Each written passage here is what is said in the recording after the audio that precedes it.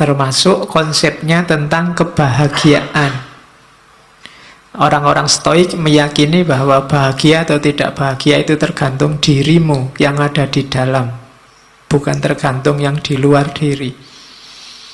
Kalau kebahagiaanmu kamu cantolkan pada yang di luar dirimu, percayalah kamu tidak akan ketemu yang namanya bahagia. Saya bahagia Pak kalau besok punya uang banyak. Kamu tidak akan ketemu-ketemu, karena begitu kamu dapat uang banyak, kamu pengen lebih banyak lagi. Kalau saya punya istri cantik Pak, mungkin kamu tidak ketemu bahagia karena yang lebih cantik dari istrimu besok pasti banyak. Ya mau kamu kawin, ya pas dikawini cantik, nanti lama-lama ya tua dan jelek.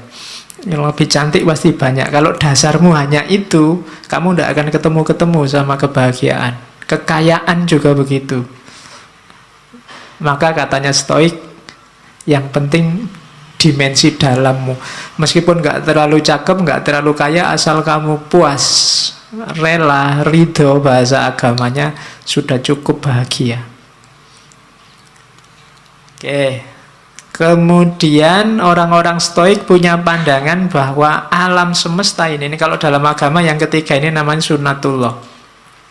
Ada logos universal.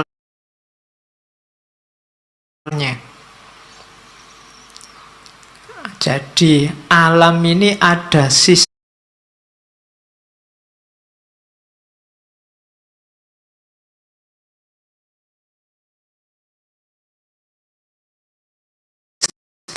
dan ada tujuannya. Kenapa kok menurutmu kadang tidak adil, menurutmu kadang tidak imbang, menurutmu kadang tidak cocok? Biasanya kesimpulanmu begitu karena lihat parsial-parsial.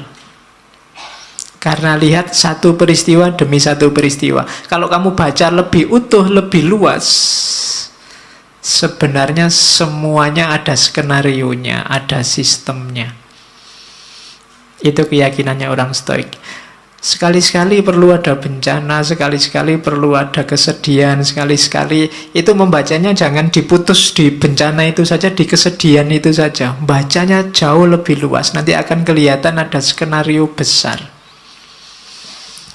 Ada aturan, ya kayak ada yang miskin, ada yang kaya. Itu kan ada main fungsinya sendiri-sendiri. Ada yang cantik, ada yang jelek. Itu semuanya kan ada struktur besarnya.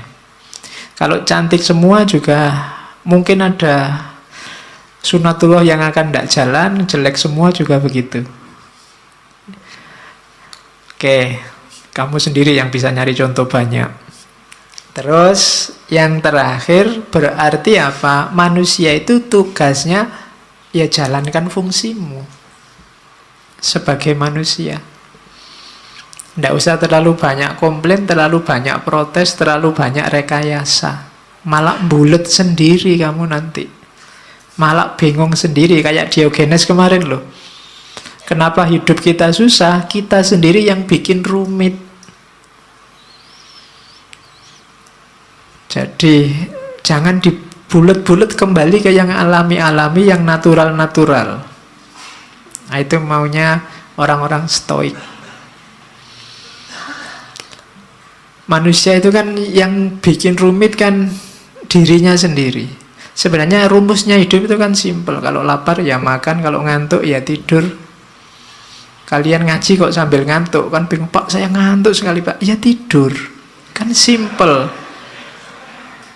Kamu sendiri yang bikin rumit, gitu loh. Oke, kalau ndak punya ya nyari.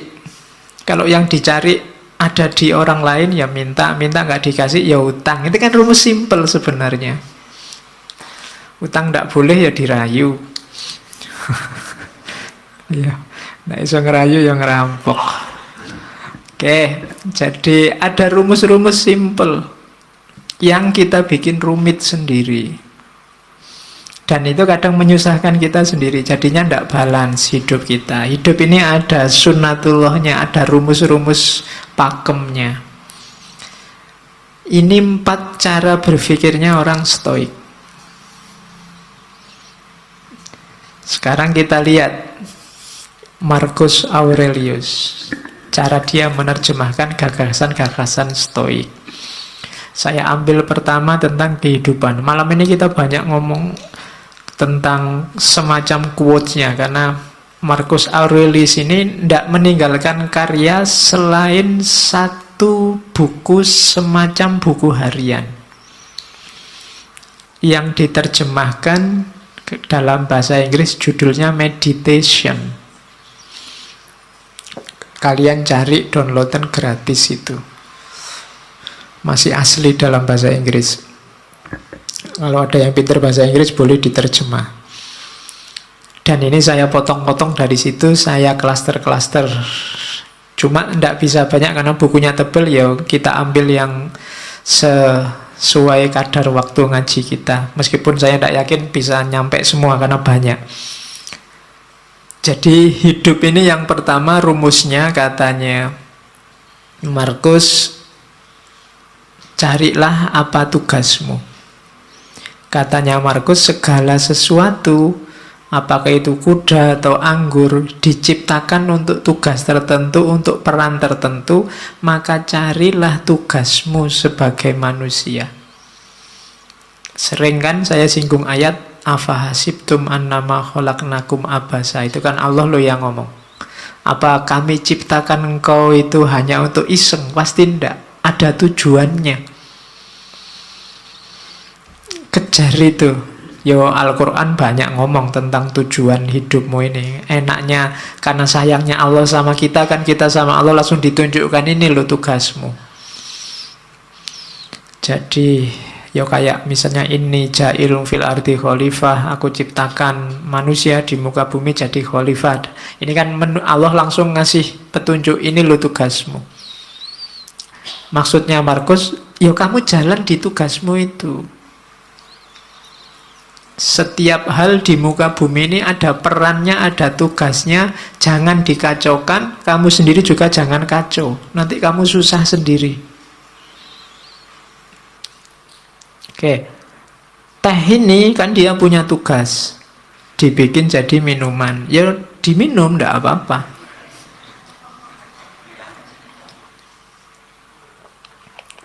Manusia yang minum, jangan dibikin kacau. Nanti tehnya kamu pakai ngepel, terus kamu siramkan di karpetnya masjid. Itu jadi kacau, kamu sumpek sendiri. Tidak di situ mainnya teh, dia untuk diminum. Jadi rumusnya hidup pertama, tugasmu apa? Yang harus kamu lakukan apa? Saya sering bilang, tidak usah cerewet tanya, apa Pak? Saya tidak tahu. Tidak, kamu sudah tahu. Begitu kamu tahu identitasmu, sebenarnya kamu tahu apa yang harus kamu lakukan. Begitu kamu tahu bahwa saya mahasiswa Pak, kamu sudah tahu apa yang harus dilakukan seorang mahasiswa. Di rumah, saya ini anak loh Pak, kamu tahu apa yang harus dilakukan seorang anak. Saya ini tetangga loh Pak, kamu sudah ngerti rumusnya tetangga yang baik seperti apa. Jadi tanya tugasmu apa, jalankan itu. Itu rumusnya orang hidup yang pertama. Dan yang kedua, ndak usah khawatir, ndak bisa. Katanya Markus, manusia pasti mampu melakukan semua yang Tuhan ingin ia lakukan. Kalau Allah nyuruh kita jadi khalifah, pasti kita punya kekuatan untuk mengkhalifahi alam semesta. Ketika kamu ditakdirkan jadi mahasiswa, pasti memang kamu punya potensi untuk jadi mahasiswa yang baik. Bahwa hasilnya tidak baik, itu berarti kamu kurang maksimal menjalankan tugasmu. Jadi ini rumus-rumus dasar dalam hidup, katanya Markus.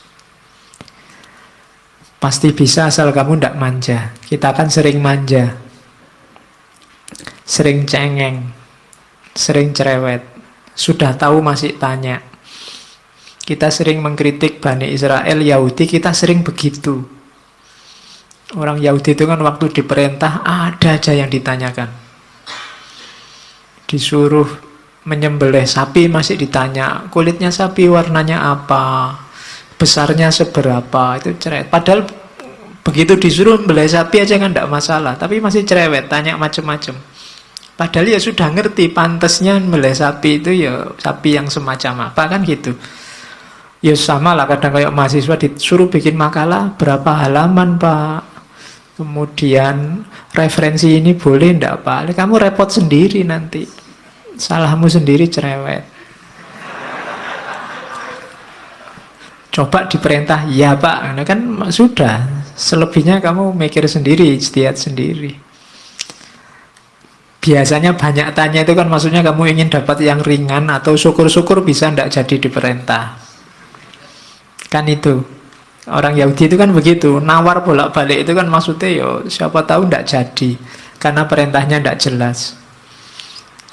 Nah kita sering begitu dalam hidup. Kamu sering ngerti tugasmu tapi tidak jalan. Kenapa? Kamu nyari alasan, nyari dalih.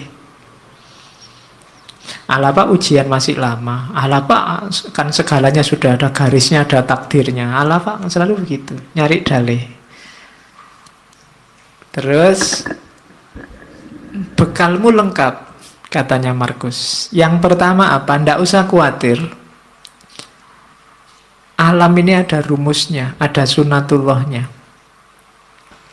Jalankan tugasmu sesuai sunatullah. Kenapa harus kamu jalankan sekarang? Karena tidak lama lagi engkau tidak ada. Dimanapun. Hidup ini kan cuma sementara. Kamu dikasih fasilitas hidup yang sementara dengan tugas tertentu. Kalau nanti tiba-tiba kamu dipanggil sama yang ngasih tugas dan tugasnya belum selesai, bisa jadi kamu dikasih nilai C, D, atau E. Kalau kamu dikasih nilai E kan susah. Kalau tidak lulus di kampus gampang. Kalau tidak lulus besok di akhirat, urusannya panjang. Kamu tidak bisa ngerayu-ngerayu. Karena sudah selesai. Tidak ada remedinya. Besok waktu dihisab di akhirat kan kamu mau ada ujian susulan, tidak ada, sudah selesai. Maka katanya Markus, bekalmu lengkap, alam semesta menyediakan semuanya, termasuk hukum-hukumnya. Segera jalan karena waktu kita terbatas. Pada saatnya semua akan tidak ada, termasuk Hadrian, termasuk Agustus di kalimat itu. Hadrian ya raja sebelumnya, Agustus raja Romawi pertama yang paling sukses menyatukan kerajaan Romawi. Orang sebesar itu saja juga waktunya limited, terbatas. Kalian ini kan edisi terbatas. Percayalah Allah tidak menciptakan yang mirip kayak kalian lagi. Bikin yang lain yang lebih cakep-cakep. Terus yang kedua katanya Markus, fokuslah pada apa yang kamu lakukan karena tugasmu di situ. Ingatkan dirimu bahwa tugasmu adalah menjadi manusia yang baik. Ingatkan dirimu apa tuntutan alam pada manusia. Jadi alam ini kayak mesin besar, ada sistemnya, kamu punya peran. Itu yang dimaksud tuntutan alam. Kalau kamu tidak memainkan peranmu, alam ini akan kacau ritmenya. Dan ketika alam ini ritmenya kacau, efeknya ke kalian lagi, ke manusia lagi. Maka ikuti tugasmu, jalankan peranmu sebaik-baiknya. Lalu jalankanlah tanpa ragu. Jalankan kebenaran, ungkapkan kebenaran saat engkau memahaminya. Cuma ungkapkan dengan baik, dengan santun, tanpa pura-pura.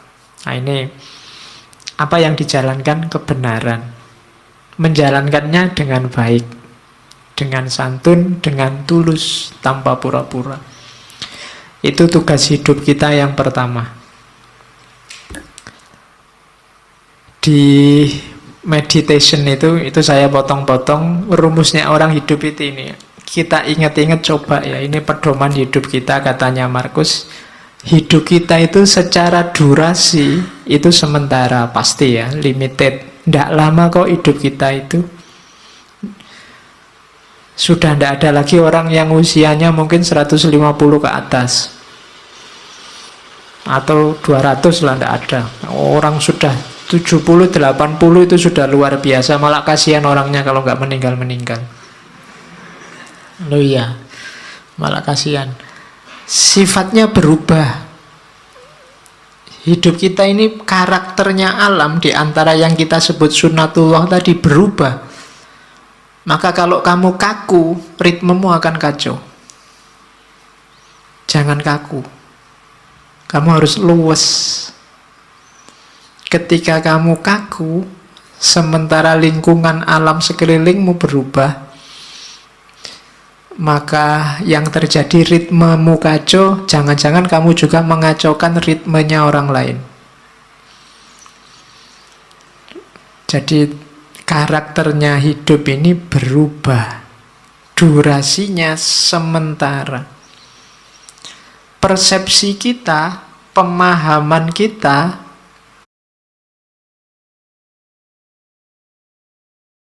sifatnya abu-abu kalau bahasanya. Abu-abu itu apa? Kita ini manusia yang terbatas dan pemahaman kita juga terbatas. Kebenaran, kebaikan yang kita pahami itu sebatas kemampuan kita. Maka tadi jangan kaku. Kalau kamu kaku, kamu akan mandek di keterbatasan tadi. Kamu tidak berkembang, tidak lebih baik. Padahal kamu harus lebih baik terus, karena hari ini kamu terbatas. Besok batasmu harusnya lebih luas. Jadi persepsi kita ini suram. Kita itu tidak ngerti sangat banyak hal, ngertinya cuma sedikit. Berarti apa? Kebenaran yang kita tahu sebagai benar juga limited, terbatas. Bukan karena kebenarannya yang terbatas, tapi kapasitas kita yang terbatas. Kemudian persepsi urusan akal ya, pemahaman. Sekarang tubuh kita itu sifatnya melemah. Grafiknya manusia itu kan ya kecil jadi besar, setelah itu kan melemah. Sebenarnya bahasa aslinya membusuk. Usia-usia kalian ini mungkin sudah tidak bisa lebih tinggi lagi, tidak bisa berkembang lagi, sudah selesai. Kecuali kamu ikut terapi-terapi minum pil apa itu, nambah tinggi 2 cm itu mungkin ya. Sudah tidak bisa, percayalah, sudah habis pertumbuhanmu. Kamu minum susu pertumbuhan tulang sampai berapa, sudah selesai. Usia-usia kita sudah tua. Jadi, dan grafiknya pasti semakin melemah. Tidak ada orang yang tambah tua, tambah kuat, luar biasa, tambah tidak ada. Pasti. Jadi tubuh, jasad, fisik itu semakin melemah. Kemudian jiwa kita itu yang karakter utamanya sebenarnya dia kebingungan. Soul itu. Dia kalau tidak punya pemandu resmi, dia selalu bingung, mudah dipengaruhi. Akal itu kan, mental itu kan mudah dipengaruhi. Sekarang seneng, besok benci. Kemarin kerjasama, sekarang gegeran. Itu jiwa kita selalu begitu. Mudah dipengaruhi, selalu dalam kebingungan. Kemudian 5 yang atas tadi kan serba tidak enak. Terus kamu, kalau gitu saya nunggu takdir, keberuntungan. Tidak, keberuntungan, takdir itu tidak bisa ditebak. Tidak mesti. Di situ ditambahi oleh Markus kemasyhuran. Kemasyhuran itu mungkin kamu mengandalkan status, mengandalkan nama baik, mengandalkan keluarga, mengandalkan identitasmu sebagai apa. Katanya Markus itu juga tidak pasti. Seterkenal apapun orang, pada saatnya juga lenyap, dilupakan. Jadi ternyata hidup kita itu semacam ini. Ringkasnya apa? Katanya Markus, hidup ini bagian fisiknya seperti sungai. Dia berubah semakin lama semakin melemah. Sungai itu kan mengalir semakin ke yang lebih landai, lebih ke bawah. Sementara jiwa kita, rohani kita bagaikan mimpi dan kabut, tidak jelas, kebingungan. Dan akhirnya kita menjalani hidup itu kayak medan perang. seperti medan perang dan perjalanan yang jauh dari rumah.